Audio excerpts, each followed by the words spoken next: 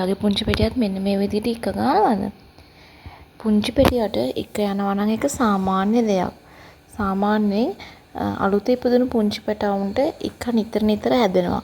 අපි ඉක්ක යනකොට දරුවට විවිධ විවිධ දේවල් කරන්න හදනවනේ. ඉස්සරත් අම්මලා, ආච්චි අම්මලා, අම්මලා කියලා දුන්න එක එක කෙම වර්ගවල් තියෙනවා.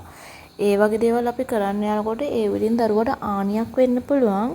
ඒ නිසා කවමදාවත් දරුවට ඉක්ක යනකොට අනවශ්‍ය දේවල් කරන්න යන්න එපා.